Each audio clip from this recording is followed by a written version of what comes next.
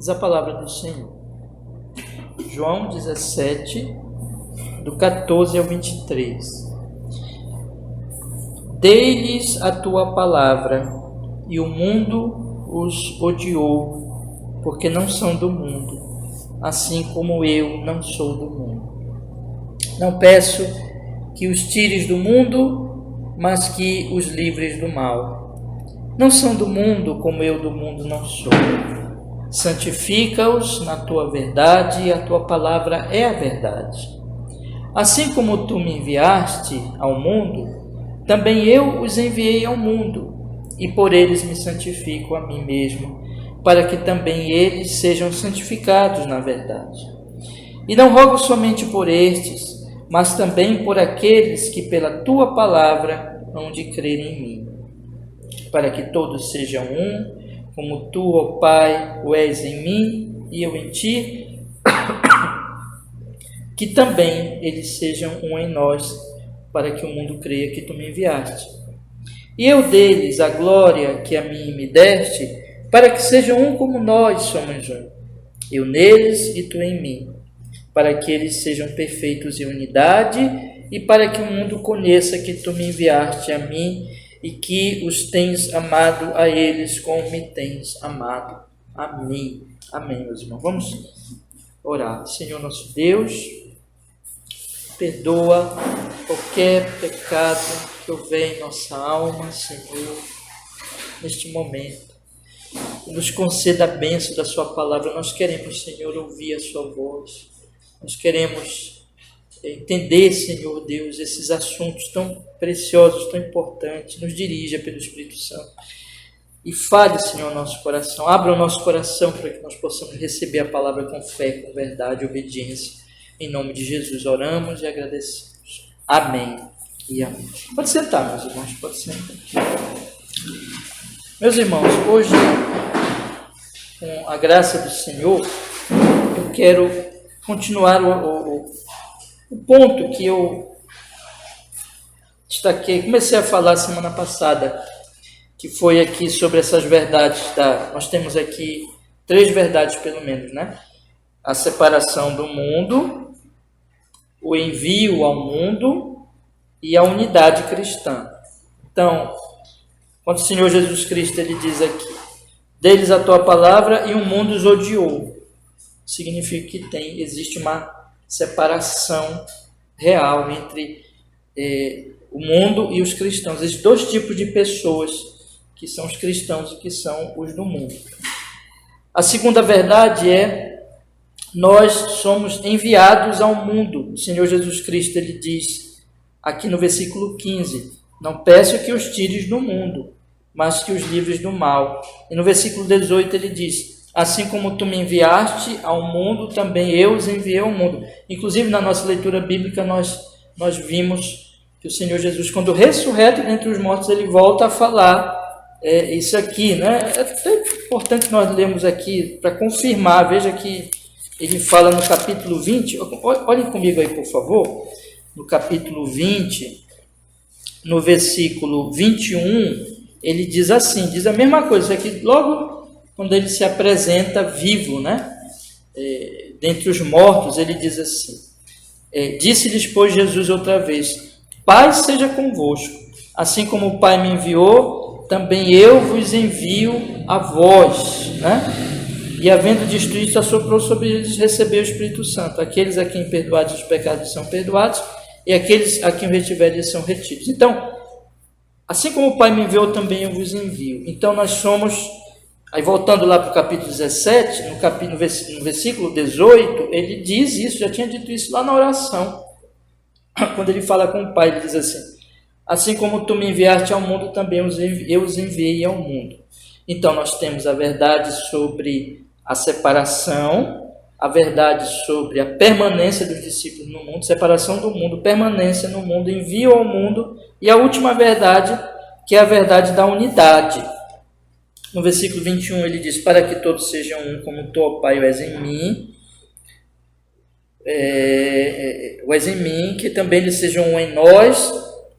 Versículo 22, deles a glória para que a mim me deste, para que sejam um como nós. Versículo 23, eu neles e tu em mim, para que eles sejam perfeitos em unidade. Então nós temos a verdade, irmãos, essas verdades. Da separação do mundo, existem dois tipos de pessoas.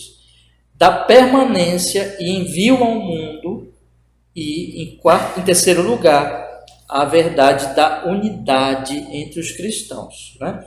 E eu disse para vocês assim, quando nós entendemos essas verdades e relacionamos essas verdades, entendemos bem e relacionamos bem estas verdades umas com as outras, nós não vamos ser extremistas, né? E quais são os extremos que nós estamos combatendo aqui com essas mensagens, com essas exposições aqui no passado e hoje? Dois grupos de extremos. Extremos com relação no que diz respeito à relação entre a igreja e o mundo, e extremos, segundo grupo de extremos, que em relação à igreja e igreja, vamos dizer assim, os cristãos com outros cristãos. Então, nós temos extremos. Tem uma coisa que eu não falei bem semana passada, mas eu coloquei lá no texto, né? E eu queria até pedir, irmãos, que vocês... Eu vou pregando e vou colocando os textos. E eu vou pedir para vocês não deixar de ler os textos. Porque os textos, eles vão ajudando vocês a relembrar e quanto mais nós lemos e meditamos, as coisas vão ficando mais claras na nossa mente. Então, não deixe de ler. Então, se você não leu ainda o texto dessa semana, eu publiquei ontem, então leia, tá? Eu vou pedir isso para vocês. Mas lá no texto eu coloquei uma coisa sobre os extremos que eu não disse muito aqui no domingo passado na exposição. Eu queria falar rapidamente sobre isso, porque é importante também sobre esse assunto. Os extremos, eles são, assim, exagerar num ponto da verdade, um aspecto da verdade, esquecendo outros aspectos e não considerando outras realidades, a outra parte da realidade. Então, a pessoa exagera no ponto, né? Então, extremo quer dizer exatamente que ou eu exagero para um lado ou para o outro, eu não sou equilibrado. Eu sou uma pessoa, então, que vai cair, né? Nós, para andarmos, nós temos que ter equilíbrio. Nós não podemos ser extremistas no andar, por exemplo, porque senão não vamos conseguir cair para um lado ou para o outro. Então, o nosso corpo ele é equilibrado. Na vida espiritual, na vida em todos os sentidos, o equilíbrio é sempre importante e útil, mas os extremos são perigosos. E o extremo, ele é alguma coisa que vem do pecado, não é? Então, eu coloquei lá no texto, e eu queria mencionar isso aqui para vocês agora, que não mencionei semana passada. Então, no caso de Adão, você vê Adão ali, antes de pecar, ele adorava a Deus, né? E ele olhava para todas as coisas como criaturas de Deus, deu nome inclusive para os animais. Ele era a imagem, a expressão, a imagem de Deus, a imagem do Senhor Deus ali. Ele comandava tudo aquilo. Ele casou, Deus casou ele, né? O casou com Eva, e eles viviam uma vida equilibrada, uma vida em paz, uma vida tranquila.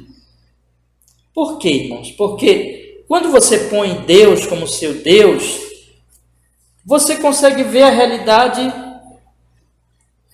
vamos dizer assim, dentro do que a realidade é, dentro daquilo que realmente as coisas são. Então, Deus é Deus e tudo é criatura. E eu tenho uma posição, eu tenho um lugar dentro dessa criação de Deus. No caso, eu sou homem ou mulher, né? Como Deus criou para expressar a sua imagem, a sua semelhança. Homem e mulher os criou. E eu, então, quando eu exalto a Deus e eu vivo para Deus, eu não exagero um ponto ali da realidade. Eu sou uma pessoa equilibrada, né?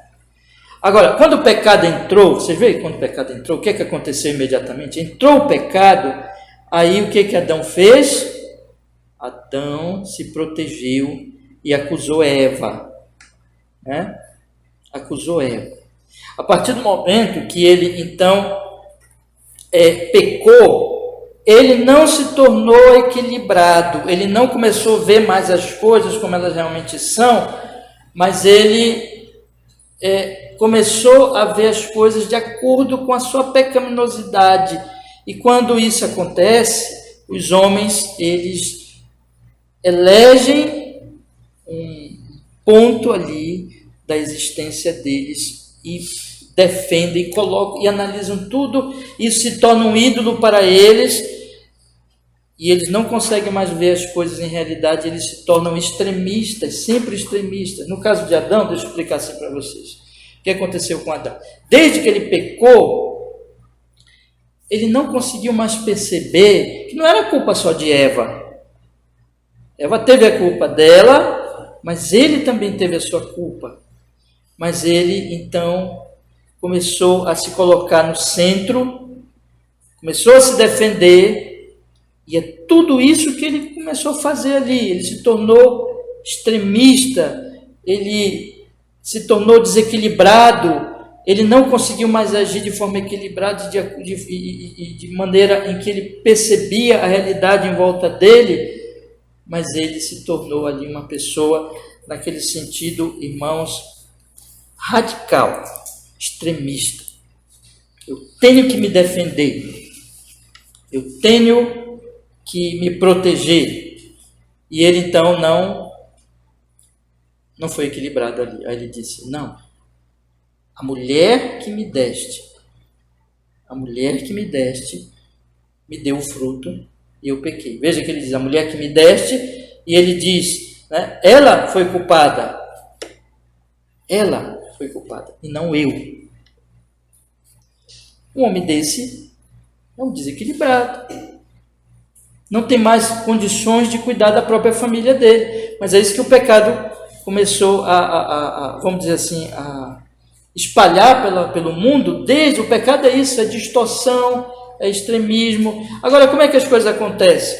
Eu procurei dar exemplo de Adão para mostrar para vocês que o desequilíbrio do pecado é o seguinte: os homens, Adão não via mais a realidade porque ele se voltou contra Deus. Ele diz: olha, a mulher que me deste, o Senhor é culpado.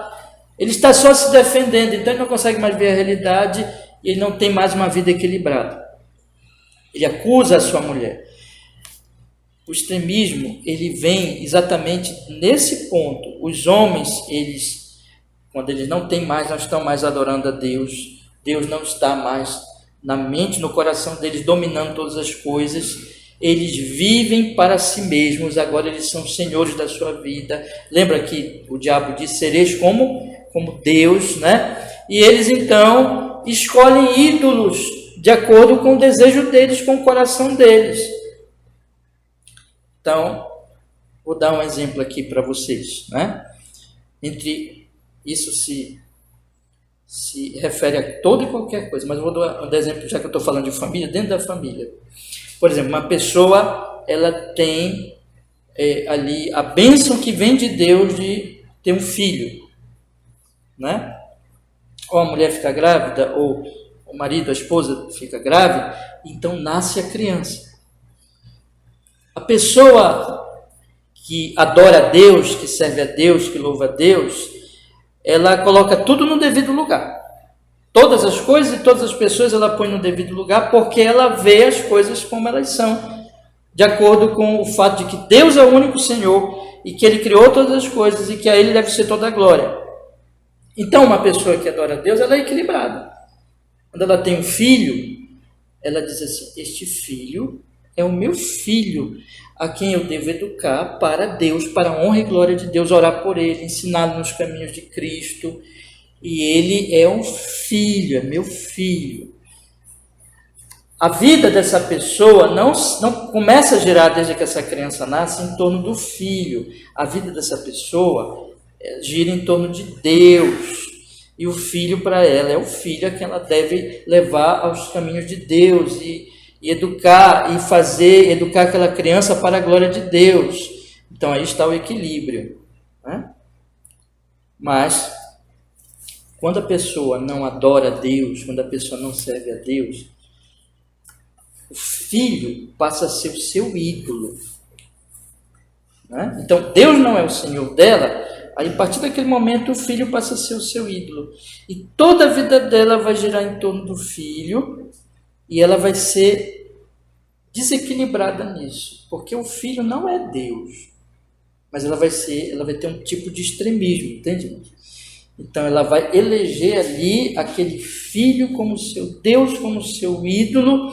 Imediatamente ela vai ser exagerada em tudo que ela fizer com relação àquela criança. Tudo. Vai ser um exagero, vai ser extremo. Não sei se vocês estão conseguindo perceber o que eu quero dizer. Ela vai ser exagerada. E ela não vai conseguir educar aquela criança bem.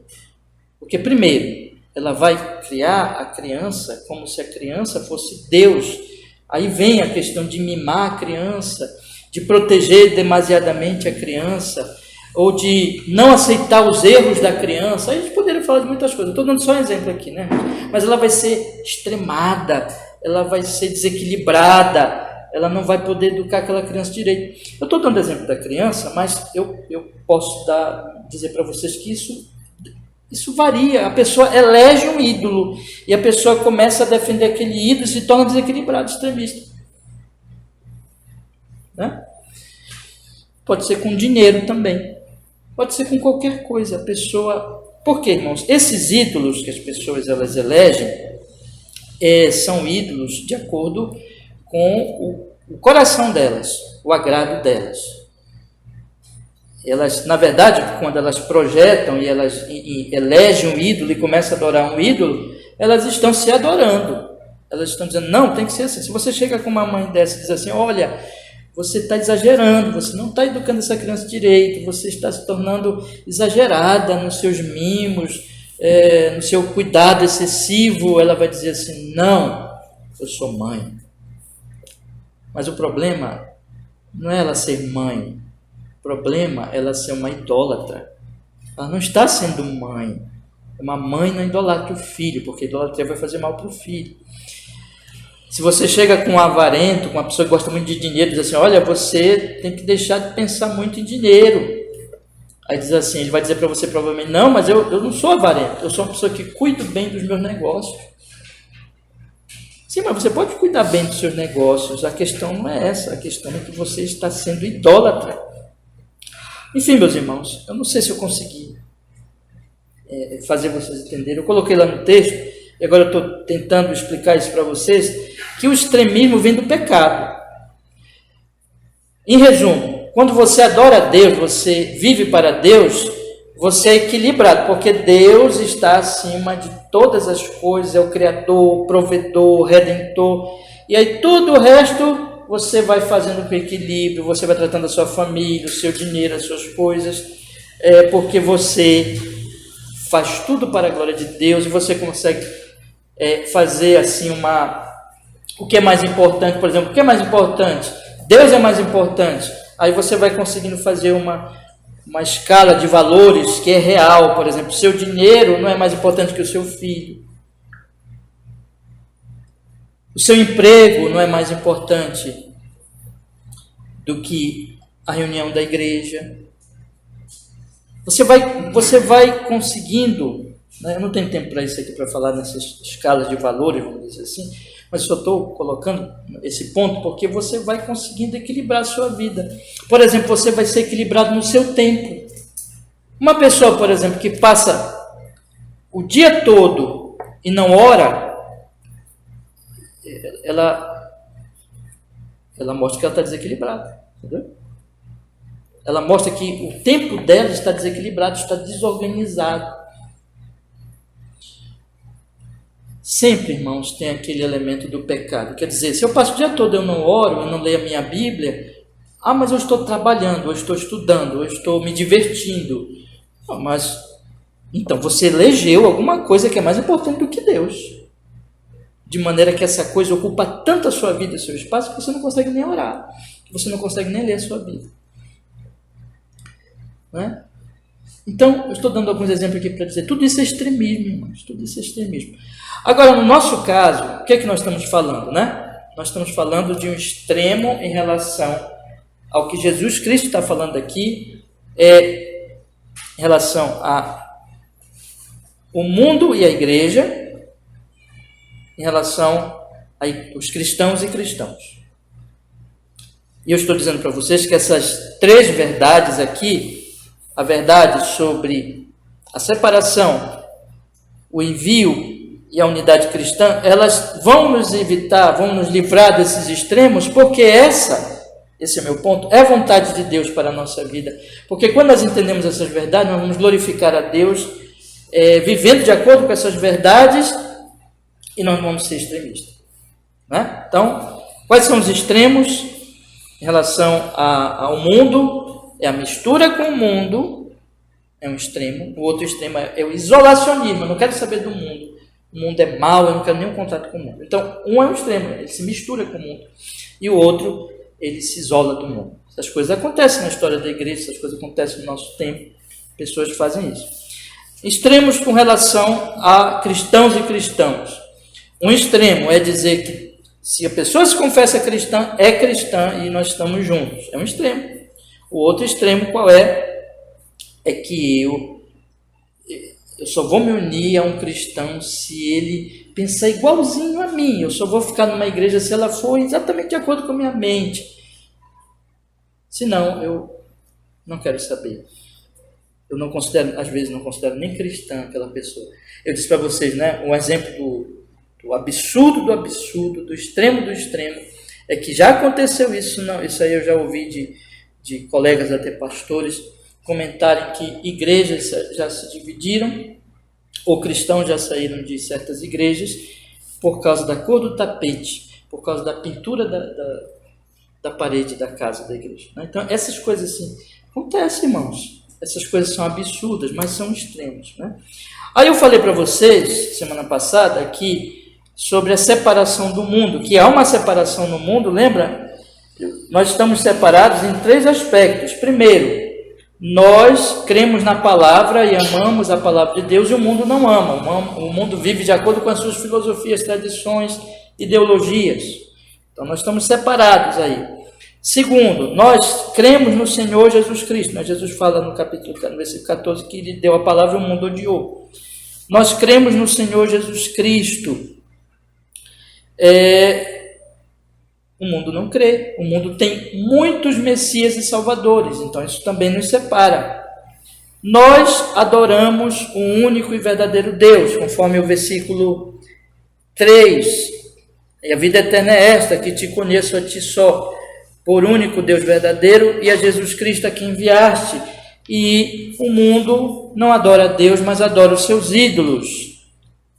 Fabrica ídolos. Então, é uma separação no coração. É uma separação no coração. E eu expliquei para vocês semana passada que esta separação ela é real, então não dá para ter comunhão, não dá para ter assim uma comunhão íntima entre pessoas tão diferentes. Então, um cristão, ele crê na palavra, um não cristão, ele não crê na palavra, ele vive por outras crenças. Um cristão, ele confia em Jesus, unicamente em Jesus. Um não cristão, ele confia em ídolos. Então, vai ter uma separação. Um cristão adora a Deus e tem vida eterna. Um não cristão adora ídolos. Então, essas pessoas não conseguem ter comunhão plena. Existe uma separação. O coração do cristão se volta para Deus, para a palavra, para Cristo. E a vida dele vai ser diferente. O não cristão, o coração dele se volta para os ídolos. Ele não ama Jesus, ele não quer saber de Cristo. Ele tem um monte de messias, salvadores, e ele tem ídolos. Então, eu fiz algumas recomendações semana passada, que nós temos que ter, então, cuidado. Essa verdade nos livra de dois extremos. Lembra que eu falei semana passada? Primeiro, o extremo de que nós precisamos nos misturar com o mundo para ganhar o mundo. E nós não devemos ter restrições. Não, nós temos que ter restrições. Nós temos restrição no coração. Nós temos que ter cuidado. As más amizades corrompem os bons costumes. Nós temos que ter cuidado com as amizades. Nós temos que ter cuidado com o que nós consumimos em termos até da mídia moderna. Nós temos que ter cuidado com aquilo que o mundo tenta nos encher, que são valores de idolatria, de tradições humanas, de filosofias humanas, que negam Cristo e que apresentam para nós ídolos. Nós temos que ter cuidado e nós temos que nos encher da palavra de Deus, porque ele diz, santifica-os na tua verdade, a tua palavra é a verdade. E um outro extremo também que nós somos livres aqui é da falsa unidade cristã, é aquilo que diz assim, olha, se uma pessoa se confessa cristã, então ela é cristã, eu estou com ela, nós estamos unidos. Não! Uma pessoa pode se confessar cristã, mas se ela não serve o Deus verdadeiro, se ela não crê realmente em Jesus, e se ela não crê na palavra, não ama a palavra, não vive de acordo com a palavra, bom, eu tenho que dizer, ela não é cristã, e eu não posso ter comunhão cristã com ela. Aí eu encerrei dizendo o que, meus irmãos? Eu disse aqui, então o que essas pessoas precisam? Essas pessoas precisam ser evangelizadas. Esse é o ponto que eu parei semana passada, né? Elas precisam ser evangelizadas. Hoje eu já apresentei um dado novo aqui, que foi explicar mais sobre a questão da relação do extremo, dos extremismos com o pecado, como o pecado desequilibra a nossa vida, né? Então já falei algumas verdades aqui que eu não tinha dito semana passada, mas hoje eu quero avançar, meus irmãos, e se Deus quiser quero concluir para a semana que vem nós já voltarmos às exposições sequenciais aí a partir já do versículo 24, né? Se Deus quiser.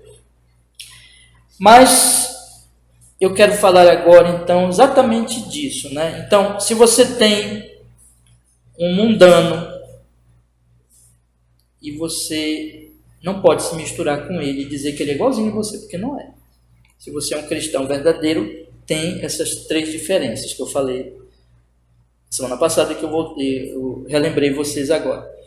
Se você tem um amigo, uma amiga, uma pessoa que você conhece, que se diz cristão, mas essa pessoa você sabe que ela não é uma cristã verdadeira, porque ela realmente não crê na Bíblia, não crê em Jesus, a vida dela mostra que ela serve ídolos, e ela é uma pessoa então que não adora o Deus verdadeiro, não conhece o Deus verdadeiro conforme o versículo 3, ela não tem o Pai como o único Deus verdadeiro e a Jesus Cristo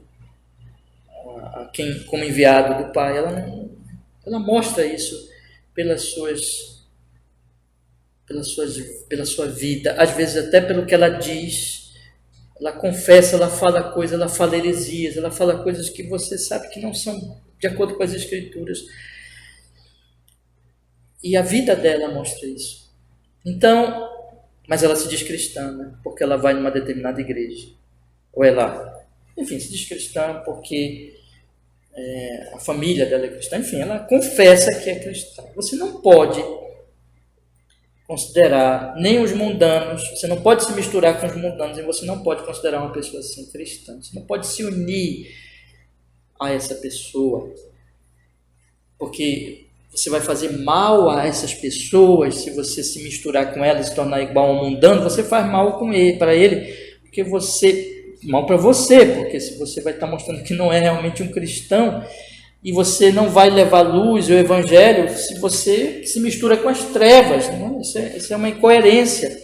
Você não vai ajudar um não cristão chamando ele de cristão, porque você vai estar iludindo mais ele ainda. Se você chega para ele e passa a ideia de que está tudo bem, né? De que ele é um cristão como você, que você o considera um irmão, você também vai estar fazendo mal para ele. O que você deve fazer? Você deve evangelizá-lo. E é sobre esse aspecto, irmãos, que Jesus fala no versículo 15, nós vamos ler agora, versículo 18 e no versículo 21. Tá? Eu só quero dizer assim, antes de eu ler para vocês, existem 3 aspectos dessa evangelização. Tá? Primeiro, eu posso dizer para vocês que é impossível evangelizar alguém me afastando da pessoa. Né? Eu tenho que me aproximar da pessoa. Segundo, eu tenho que também lembrar vocês que é impossível eu evangelizar alguém sem estar sendo livre do mal, livre do pecado, livre do diabo, e santificando, e sem também, acrescentando, né? É impossível evangelizar alguém sem estar sendo santificado pela palavra de Deus. 2 coisas, né? É impossível evangelizar alguém me afastando da pessoa. Segundo, é impossível evangelizar alguém sem estar sendo me separando da pessoa e estando sendo livre do mal, sem estar sendo livre do mal ou sem estar sendo santificado. E uma terceira coisa, é impossível evangelizar alguém sem estar unido com a igreja, sem estar em comunhão com a igreja, sem ter unidade com a igreja de Cristo. Tá?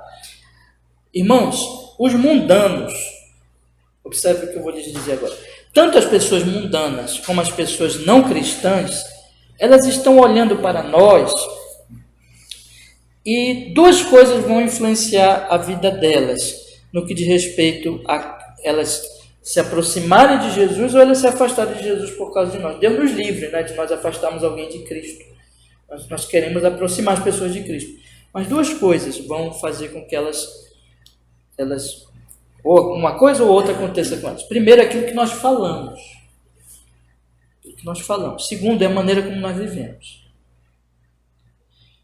Então, tendo dito isso, agora eu vou ler os versículos, tá? Porque esses pontos são importantes para nós entendermos. Bom, no versículo 15, nosso Senhor ele diz assim: não peço que os tires do mundo, né? Então, o primeiro ponto é esse. Irmãos, nós não podemos fechar as portas para as pessoas que não são cristãs, né? O Senhor Jesus Cristo, hoje eu até falei lá na igreja do Marco, né? O Senhor Jesus Cristo, quando ele morreu na cruz e ele ressuscitou dentre os mortos, aí depois ele se apresentou, né, aos discípulos. Aí 40 dias depois ele subiu ao Pai. Não é isso que a palavra de Deus diz? O que foi que aconteceu quando ele subiu ao Pai? Os discípulos viram Jesus subir ao Pai. Estava lá João, estava Pedro, estava Felipe, estava Tomé, né? Só para citar alguns dos 12, né? Então eles viram o Senhor Jesus Cristo subir. Se eles viram Jesus subir, onde é que eles estavam? Na terra, né, irmãos? Eles ficaram na terra. Então eles não subiram com Jesus. Por que Jesus não levou eles logo? Porque, meus irmãos, imagine se Jesus já leva Pedro, João, leva todo mundo. Coitado de nós, pobre de nós, não teríamos a Bíblia, não teríamos o Novo Testamento, não teríamos o testemunho que chegou até nós. Jesus deixou eles aqui para eles testemunharem. Então, Jesus não os tira. E Jesus diz: eu não quero que eles sejam tirados, eu quero que eles permaneçam. Os discípulos não se afastaram, não foram retirados e não deixaram de ter contato com o mundo.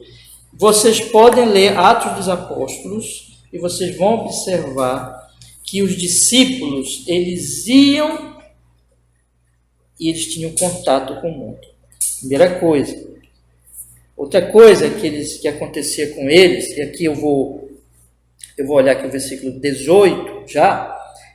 Assim como tu me enviaste ao mundo, também os enviei ao mundo. Então, eles foram enviados, além de eles não serem separados, de eles não perderem contato com as pessoas, eles, em vez de eles se afastarem das pessoas, eles foram enviados às pessoas. Olha o movimento, presta atenção nos movimentos aqui. Então, deixa eu ver se eu consigo ilustrar aqui. Tem aqui 2 objetos, né? Então, eu não separo os objetos. Eu envio um objeto em direção ao outro. Eu faço com que eles tenham contato, né? Então isso é muito importante. E como essas coisas simples evitariam extremismos, irmãos? Mas, então os discípulos não são tirados. Os discípulos eles permanecem e os discípulos são enviados. Mas tem outra coisa que acontece. Os discípulos eles são protegidos do maligno. Porque, irmãos, vou dar um exemplo aqui, que nós acabamos de sair nem saímos ainda da pandemia, né? Mas as coisas estão melhores. Você, na época que estava muito bravo as coisas, né? Muito perigoso mesmo, tinha a exigência das máscaras. Porque você não deixava de sair, você não deixava de ter contato com as pessoas, mas você precisava de uma proteção para não se contaminar, não é? Você precisava de um livramento. As máscaras, elas funcionaram para nós como o quê? Como um livramento, como uma proteção. Assim também as vacinas que nós estamos tomando. Então, é isso que Jesus está falando aqui. Quando a minha relação com o mundo, ela tem a questão de que eu não sou tirado, de que eu sou enviado, mas o mundo é como uma Covid que contamina. Entende? Eu preciso de uma máscara, eu preciso de uma vacina, eu preciso de uma prevenção, eu preciso de um livramento. Então, quando o Senhor Jesus Cristo diz isso aqui, ele fala, né? Não peço que os tires, mas que os livres. Irmãos, é óbvio que se eles não fossem tirados, eles precisariam de proteção, porque o mundo os odeia, e o mundo vai persegui-los, e o mundo vai tentar seduzi-los. O mundo é como uma doença contaminosa. Contagiosa. Obrigado. Uma doença contagiosa, em que eu preciso ter proteção, eu preciso ter livramento. Ok. E outra coisa, o mal, vocês lembram o que é o mal? O mal é o diabo. Então o maligno, que é o príncipe deste mundo, como ele tentou Judas, ele vai nos tentar e nós precisamos ser protegidos dele. Nós precisamos ser guardados dele. Agora, nós precisamos, em vez de nos contaminar, nós precisamos ser santificados. E aí vem o versículo 19. Bora ler? Versículo 19. Sim, 19. Por eles me santifico a mim mesmo, para que também eles sejam santificados na verdade. Versículo 17. Santifica-os na tua verdade, a tua palavra é a verdade. Então, preste atenção no que acontece. Os cristãos não são tirados do mundo, os cristãos são enviados ao mundo, mas o mundo tem lá o maligno. O mundo é mau, é perigoso para os cristãos. Então o Senhor Jesus diz, protege o Pai Celestial a eles, guarda-os, livra-os e santifica-os. Mas como é que isso vai acontecer? Como é que essa proteção vai acontecer? Vamos dizer que a palavra de Deus seja aquilo que nós poderíamos chamar. Vou tentar usar aqui uma ilustração, né? A palavra de Deus é como uma máscara ou como uma vacina que me traz prevenção. Mas a palavra de Deus é um alimento que me traz fortalecimento também. Ela funciona com as duas coisas. Então, pela palavra de Deus, eu sou ali guardado da contaminação do mundo, mas não é só isso. Eu sou fortalecido, vamos dizer assim, no meu sistema imunológico. Quando você toma uma vitamina, quando você se alimenta bem, você fica forte para as infecções, para enfrentar as contaminações que estão fora, né? Então a palavra de Deus, ela vai atuar de tal maneira que ela vai guardar você, proteger você e ela vai fortalecer você. E aí é isso que Deus Pai usa. Por isso que nós estamos estudando a Bíblia todo domingo, irmãos. Por isso que o crente tem que ler Bíblia todo dia, meditar todo dia, orar todo dia. Quando ele começa a deixar de orar, quando ele começa a deixar de ler a Bíblia, quando ele começa a faltar aos cultos, ele vai se arriscando. Então é a palavra de Deus que vai fortalecê-lo, que vai edificá-lo, que vai guardá-lo e fortalecê-lo. E ele precisa estar com a igreja, unido com a igreja, amando a igreja, sendo amado pela igreja, sendo cuidado pela igreja, em unidade cristã. Então, como é que eu evangelizo? Primeiro, eu evangelizo não me isolando, mas sendo enviado. Mas eu sei que há riscos, então eu tomo cuidado. Eu procuro não me contaminar. E eu procuro me fortalecer com a palavra de Deus. Isso tem um benefício para mim. Então eu estou em contato com pessoas que não são cristãs. Então eu não sou inocente. Eu sei que elas têm um risco para a minha alma. Então eu vou, na palavra de Deus, sem meditar, tendo cuidado com as tentações, me fortalecendo. Isso eu estou me protegendo. Mas tem um efeito na vida delas. Porque o que as pessoas precisam que eu seja enviado a elas e fale de Cristo a elas, mas elas precisam também, e quando eu vou a elas eu tenho que falar de Cristo a elas, eu tenho que evangelizá-las com amor, com oração, mas elas precisam também olhar para mim e elas precisam enxergar em mim que a minha palavra, aquilo que eu estou falando é realidade. Queridos irmãos, prestem bem atenção, guardem isso no seu coração.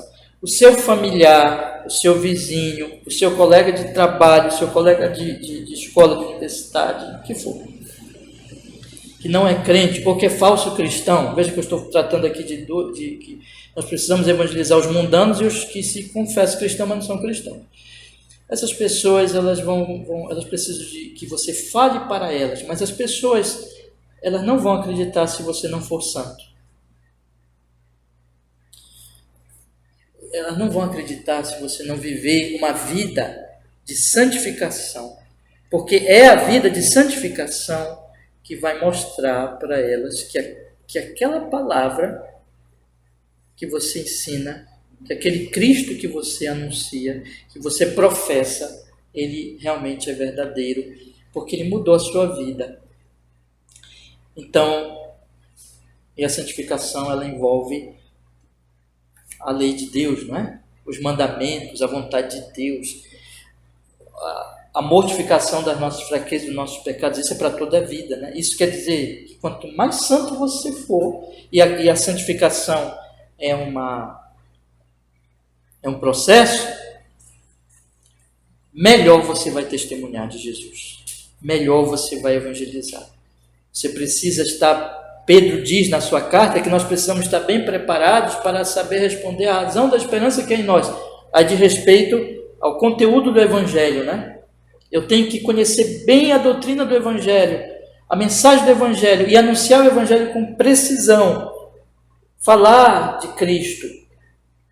Mas a minha vida, sendo uma vida santa, ela vamos dizer assim, prova, demonstra para as pessoas a eficácia desse Evangelho que eu estou anunciando com as minhas palavras. Então, seja santo. Se você quer ser uma bênção na vida dos outros, seja santo e cresça em santidade. Nós temos um trabalho duplo, né, irmãos? Então, veja, se eu me contaminar com as pessoas, se eu começar a fazer tudo que elas fazem e não ter nenhuma diferença entre a minha pessoa e a delas, e é isso que Jesus orou para nós sermos guardados, eu não vou poder ser uma testemunha. Mas quando eu vou sendo santificado, quando eu vou vivendo uma vida cada vez mais piedosa, temente ao Senhor, andando nos seus caminhos, eu vou poder evangelizar aquelas pessoas. E quando eu digo evangelizar, irmãos, não pense muito nos resultados. Isso não quer dizer até que você vá perceber logo, você vai ver resultados. Às vezes demora os resultados, não aparecem logo, mas o importante é que você está evangelizando. A evangelização, ela é vista nesse aspecto, no que eu anuncio, em como eu vivo. Mas tem um outro ponto, que é a unidade cristã. Vocês lembram, né, que o nosso Senhor Jesus Cristo, ele falou no versículo 21, vamos ler agora aí, no versículo 21 ele diz assim: para que todos sejam um, como tu, ó Pai, o és em mim e eu em ti, ele também sejam em nós, para que o mundo creia que tu me enviaste. E no versículo 23 ele diz: eu neles e tu em mim, para que eles sejam perfeitos em unidade, e para que o mundo conheça que tu me enviaste a mim, e que os tens amado a eles como me tens amado a mim. Irmãos, a unidade cristã, segundo o versículo 21, vai fazer com que o mundo conheça, creia que Jesus foi enviado. E a unidade cristã vai fazer com que o mundo conheça que Jesus foi enviado e que Jesus nos ama. Então o mundo ele vai olhar, e eu não poderei evangelizar e ajudar as pessoas se o mundo olhar para mim e enxergar em mim a desunião. e a falta de amor. Não é óbvio isso? O que é que Jesus está dizendo? Jesus está dizendo o seguinte, que a unidade cristã, ela vai fazer com que as pessoas creiam em Jesus. Por quê? Porque a unidade cristã é resultado da obra de Jesus. E a unidade cristã também vai fazer com que as pessoas conheçam que Jesus foi enviado, mas que também que Deus nos ama. Por quê, irmãos? Porque a unidade cristã é uma unidade em amor, em serviço. É amor visível, de forma que as pessoas de fora, as pessoas do mundo, elas vão enxergar, elas vão perceber. Esses cristãos, eles têm um amor que eu não vejo em lugar nenhum, e elas vão chegar à conclusão, como eu já expus aqui no texto, nas semanas anteriores, que esse amor é o amor de Deus, é o amor com que o Pai ama o Filho, e que chega a nós no Filho, e que nós começamos a expressar este amor que nós recebemos amando nossos irmãos e servindo uns aos outros. Nunca esqueçam disso. Quando Jesus Cristo ele chegou com seus discípulos, na última ceia, ninguém lavou os pés do outro. Isso é o mundo. Mas Jesus Cristo foi lá e lavou os pés de todos. E Jesus disse, façam o mesmo. Amor, eu enfatizei muito nas exposições passadas, amor serviu. Então, três coisas aqui.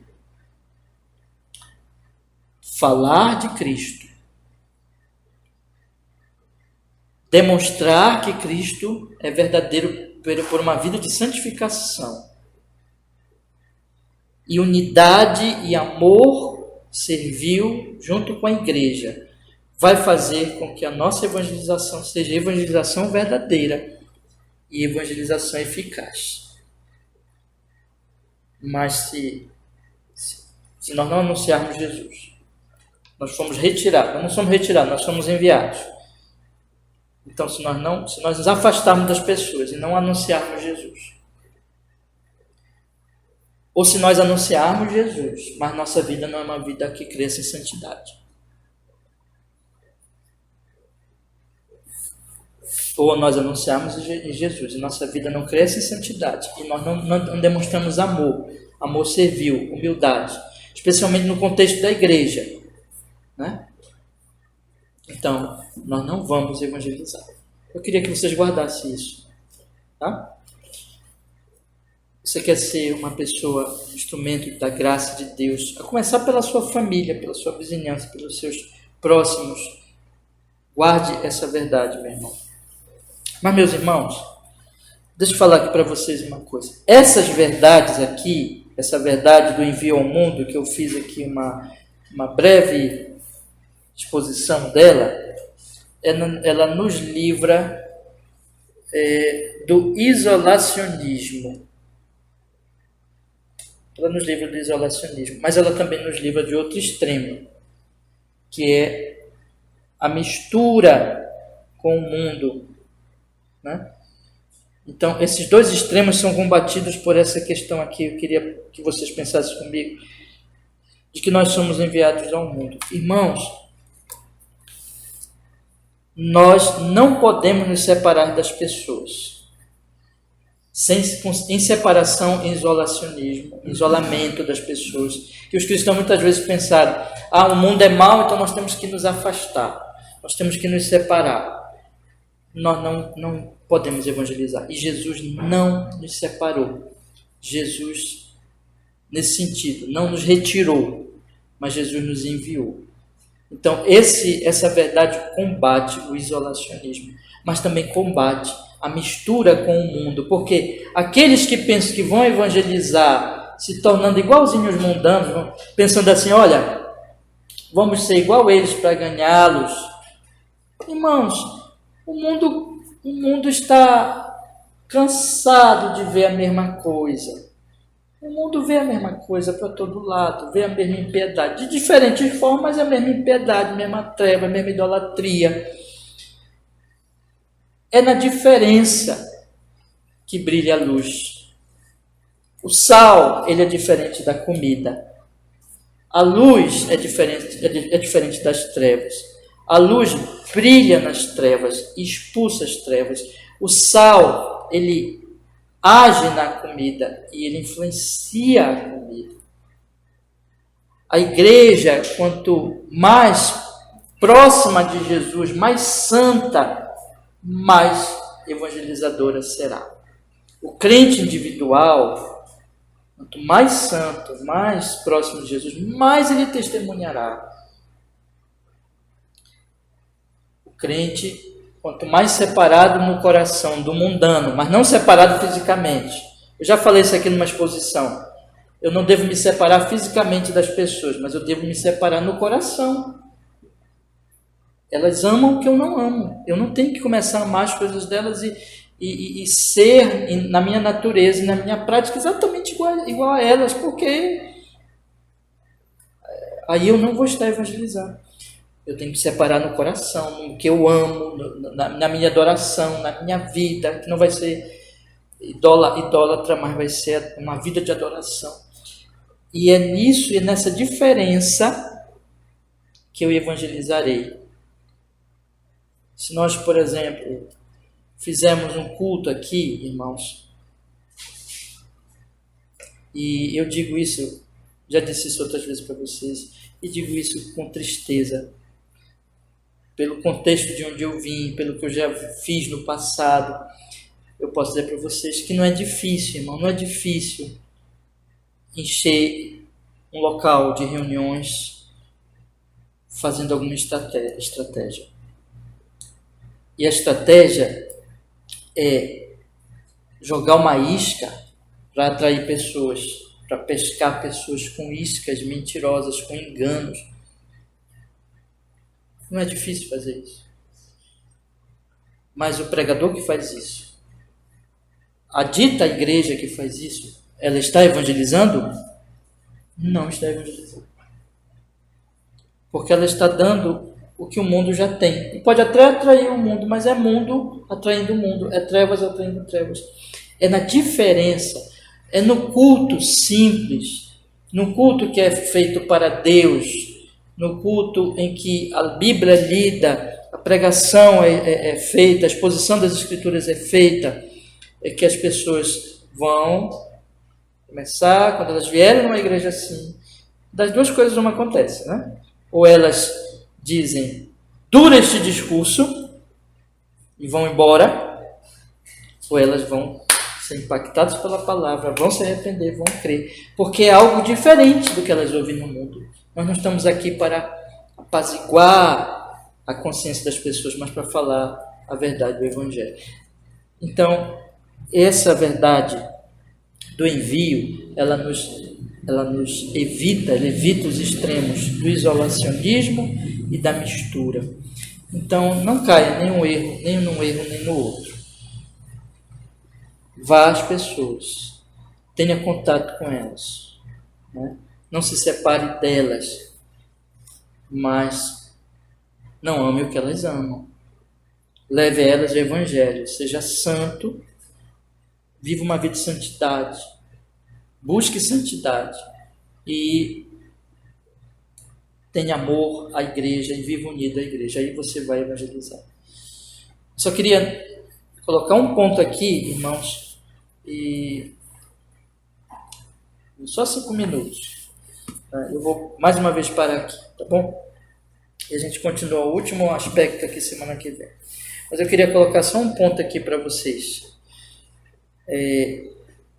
As pessoas, elas não sabem nada do amor de Deus. Nada. Elas não conhecem isso. O que há no mundo, irmãos? O que há no mundo? Opressão. É isso que há no mundo. É um ser humano oprimindo o outro, de acordo com a sua capacidade. Então, os seres humanos, eles usam os seus talentos, ou aquilo que eles têm, em termos de, colocar assim, de talentos, de capacidade e de bens materiais, para fazer com que os outros o sirvam. É isso que está no coração humano, entende? Isso está no coração humano. Isso está aí pelo mundo. Opressão de todo tipo. Opressão nas famílias, opressão nas empresas, opressão nos governos, enfim, opressão.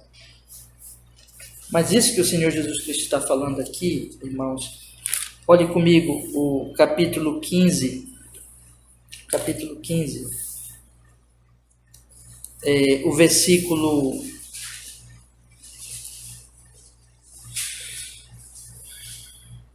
13, capítulo 15, versículo 13, isso aqui só tem em Jesus, só em Jesus, irmãos. Ninguém tem maior amor do que este, de dar a alguém a sua vida pelos seus amigos. Ninguém tem maior amor do que este, de dar a alguém a sua vida pelos seus amigos. Isso que Jesus fez, ele deu a vida por nós. Jesus não veio oprimir, Jesus veio salvar e servir.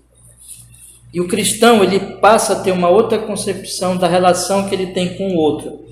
O não cristão, ele olha para o outro e vê o outro como, especialmente nessa sociedade extremamente consumista que nós vivemos hoje.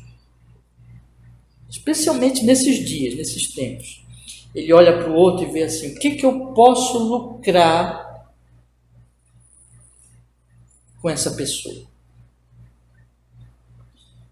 Como eu posso ser servido de alguma maneira por essa pessoa, por esta amizade? Às vezes até aquilo que se chama de amizade no mundo é nesse sentido. Bom, eu sou seu amigo porque eu posso lucrar alguma coisa de você, eu posso ter alguma coisa de você. O cristianismo é o oposto. O cristianismo é em que eu posso servir você. Foi isso que Jesus veio fazer. O que Jesus poderia lucrar de nós? Eu pergunto a vocês. O que Jesus precisa de nós? Nós não temos nada para dar para Ele. E Ele veio aqui para nos salvar. O cristão é aquele único que tem essa compreensão. Os mundanos não têm. Bom, isso pode ser refreado pela graça comum de Deus para não se tornar terrível, e é refreado, mas o que está no coração dos mundanos é isso. Eu vou me servir do próximo. Mas, meus irmãos, o cristão é o único que recebe a iluminação do Espírito Santo para que ele possa chegar-se ao próximo, não para ser servido, mas para servir mesmo, sem segundas intenções, sem interesses, mas com desejo sincero de ajudar, de exercer misericórdia. E aí envolve a área emocional, a área física. As pessoas estão em volta de nós, cheias de aflições, de angústia, de dores, de tristeza. E eu como cristão, aonde eu chegar, eu quero levar a essas pessoas, e isso é evangelização. Eu queria encerrar com esse aspecto. Eu vou levar a essas pessoas algo do que é ser cristão em termos de serviço, de amor, de generosidade, de misericórdia. Toda vez que você age na sua relação com o outro nesse nível, você estará ali um campo aberto para você evangelizar. Mas se você não agir nesse nível, acabou. Você pode falar de Jesus, mas ninguém vai querer te ouvir. E a igreja, no contexto da igreja, isso acontece quando nós servimos nossos irmãos. Meus irmãos, vou ficar por aqui, tá bom? Não consegui, mas semana que vem eu vou falar da unidade, que é o último ponto. Aí a gente encerra. Né? Eu pensava que era só um estudo, mas vai ser 3 estudos mesmo. Né? E sobre a unidade, então, nós vamos tratar do seguinte aspecto aqui, irmãos, sobre as divisões orgulhosas, que muitas vezes acontecem na igreja, ou a falsa unidade. O Senhor nos abençoe e nos fortaleça nesses estudos. Vamos orar? Pedir que Ele nos abençoe, nos santifique, nos guie cada vez mais. Senhor, muito obrigado, porque nós podemos, hoje à noite, meditar, Senhor, nestas verdades tão maravilhosas, tão preciosas. Rogamos, Senhor, que o Senhor use essas mensagens simples para nos guardar, para nos guiar naquilo que o Senhor realmente quer de nós, em termos dessas doutrinas, Senhor, e para nos livrar dos extremos, Senhor, para guardar o nosso coração daquilo que não vem do Senhor, daquilo que é mal, que é maligno, que é extremado e nos faz prejudicar os nossos próximos e não ajudá-los. E também nos prejudicar, nos guarda disso, Senhor. Faz com que nós sejamos pessoas cristãs cada vez mais equilibrados, tranquilos, moderados, que tenham sempre uma palavra cheia de sal para dar ao próximo. Nos ensina isso, Senhor. Opera essa graça bendita na nossa alma, no nosso coração. Muito obrigado que nós podemos estudar esses assuntos e que o Seu nome seja louvado em nosso viver, na aplicação dessas verdades. Em Cristo oramos e agradecemos, Senhor. Amém.